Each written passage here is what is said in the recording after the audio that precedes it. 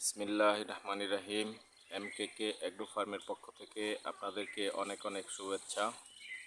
প্রিয় দর্শক, আপনারা দেখেন এই যে খাসির বাচ্চা, এই খাসির বাচ্চাটা লাফালাফি করছিল গাছে ওঠার জন্য।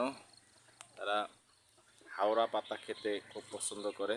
যেটা হলো হাওড়া গাছ, দেখেন এই পাতাগুলা খায়, কাঁঠাল পাতা খেতে পছন্দ করে। এখানে একটা খাসির বাচ্চা আছে আর একটা ছাগল এখানে তার বাচ্চাকে নিয়ে খাইতেছে। ছাগল উপর থেকে খাইতে পছন্দ করে, তাই গাছের থেকে পাতা ছিঁড়ে ছিঁড়ে খাইতে খুব বেশি পছন্দ করে। পাশে তার বাচ্চাটাকে নিয়ে এখানে আছে।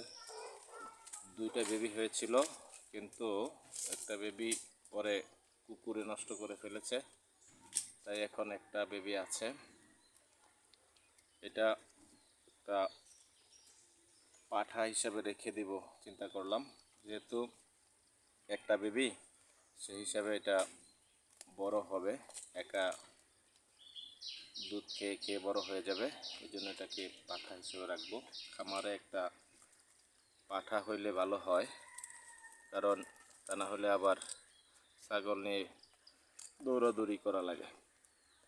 এই জন্য নিজস্বভাবে একটা পাঠা তৈরি করে নিতে পারলে ভালো হয়। আপনারা দেখছেন এখানে একটা খাসির বাচ্চা আর দুইটা ছাগল, আর আছে ওই যে ক্ষেতের মধ্যে বিচরণ করছে আরও 4টা ছাগল। এই মোট 7টা ছাগল আছে এখন আমার খামারে। তো কিছুদিন পরপরই আলহামদুলিল্লাহ ছাগলের সংখ্যা বাড়তে থাকে। আপনারাও ছোট ছোট ছাগলের খামার করে তুলতে পারেন।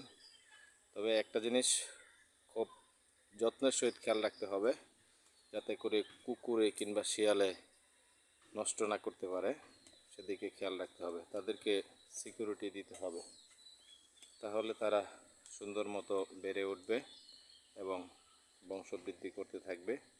প্রতি বছরই আপনার ছাগল বাড়তে থাকবে।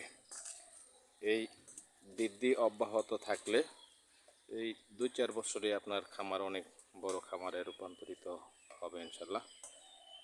তা আজকের মতো এখানেই রাখছি। আপনারা দোয়া করবেন আমার খামার যেন উত্তরোত্তর, খামারের ছাগলের সংখ্যা যেন উত্তরোত্তর বৃদ্ধি পেতে থাকে। তো আছে সকলের সুস্বাস্থ্য কামনা করে এখানেই বিদায় নিচ্ছি। আল্লাহ হাফেজ।